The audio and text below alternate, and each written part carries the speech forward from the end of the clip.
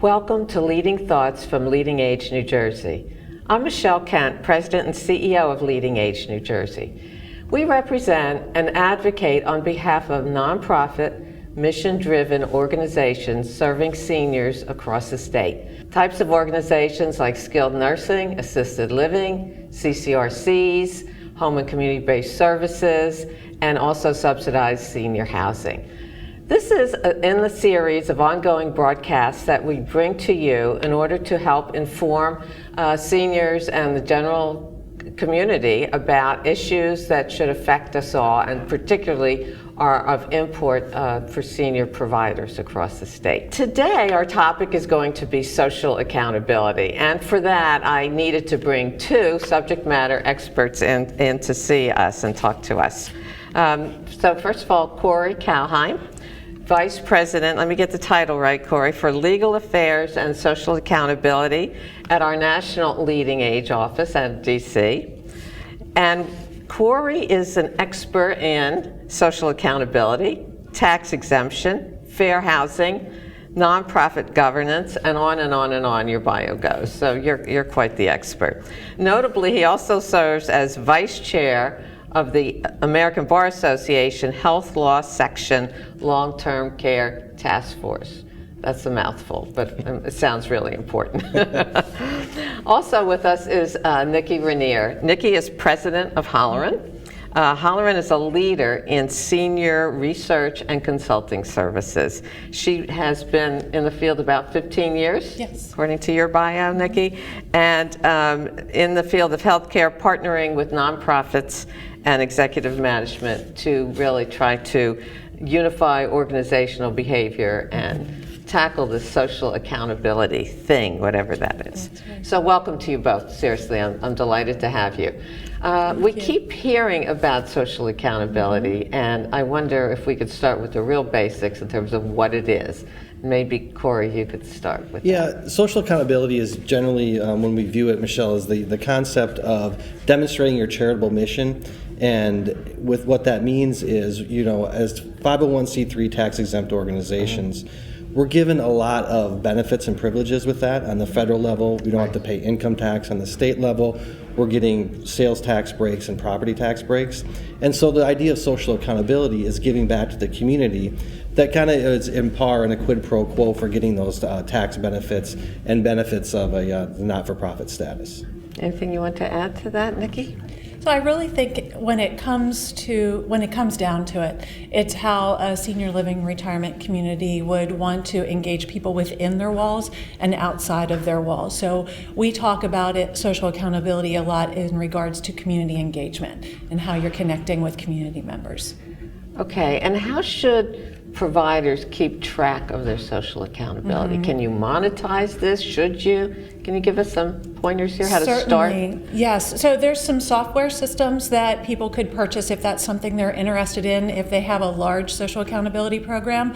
But a lot of providers, from what we're finding, are utilizing Excel spreadsheets. Oh. So tracking their efforts, quantifying how many people were impacted, and also how many dollars were saved as they made that impact. It seems to me the quantification is becoming increasingly important. It's not enough now to say you do good and you do good for the community, that you really need to be able, with the increased, I want to say, desperation of local government often to find new revenue sources, that they're challenging tax exempt status. So it's a very important business these days. That's right. So more and more not-for-profits are taking up land mass and the footprint in a county in particular. And so the more nonprofits that there are in that county, right, the less the township has to work with their resources. Right. And so they're trying to craft all different ways of coming about and recouping that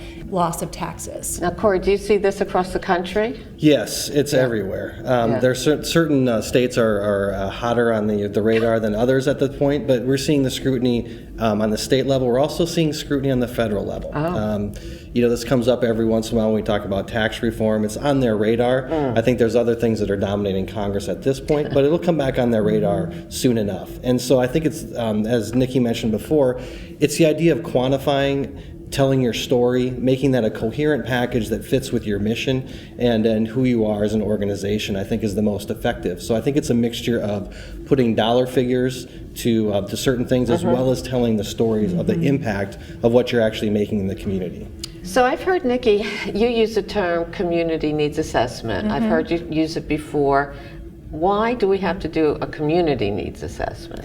So a lot of times people are crafting programs for older adults who aren't necessarily moving into their communities based on what they think they need. And we say that you really need the data to drive what it is that you want to impact. And so when you look at what the data will show for older adults and their needs in your local neighborhoods, then you can determine how that aligns with your strategic vision and begin to create programs that are really going to impact the needs of the seniors and not just craft programs that people might not utilize.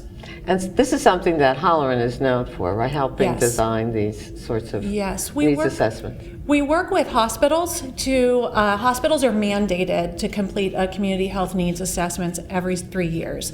And so what they don't do oftentimes is slice and dice the data by age demographics.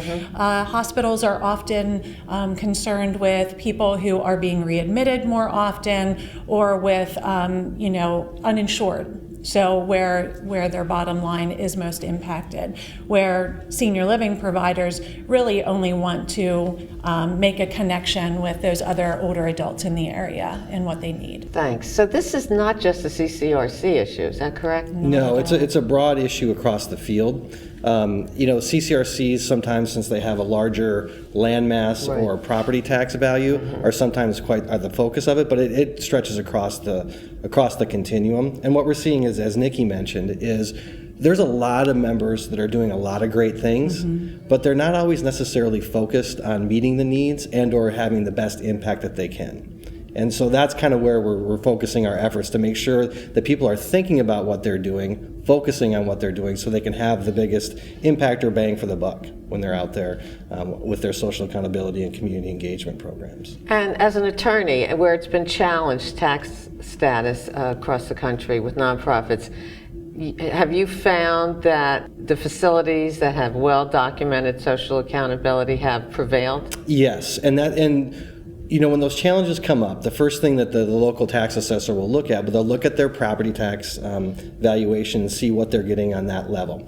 And the only surefire way to really combat that is to say, look, this is our social accountability. We're giving back that amount of money or even more that exceeds that, so it makes no sense to bring us on the property tax rolls. Now that's the ultimate goal for all of our members, is to give back more than they receive. Right. And I think that's a work in progress, but I think that's the surefire way to combat these challenges and tell not only your dollar impact, but also the impact of the people's lives as well when you're out there having that impact in the community.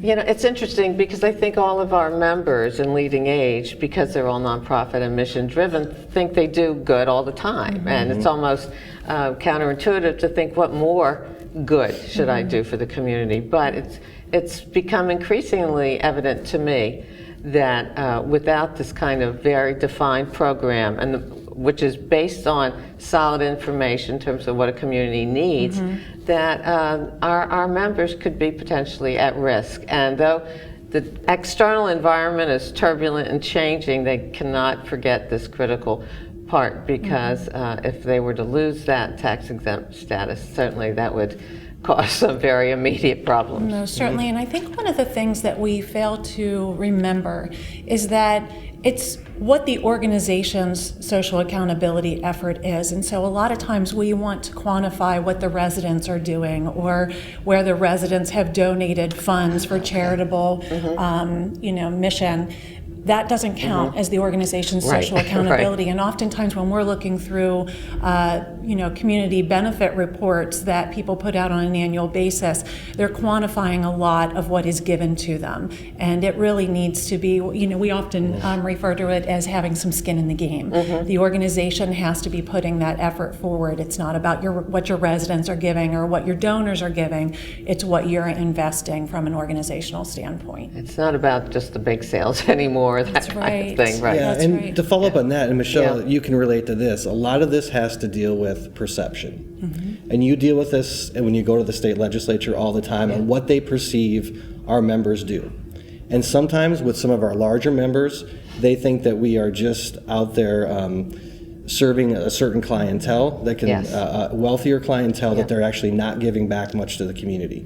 And so that's the perception sometimes, and that story really needs to get out there to say, look, that's not who we are, and our mission is much broader than that. I think you hit on a very big point, because you can go to these lovely facilities and somehow it just makes you feel uncomfortable that they're nonprofit. You know, something doesn't fit right with that. And so they are big and beautiful, and they are right in the crosshairs, I think, of a lot of governmental entities to challenge the status.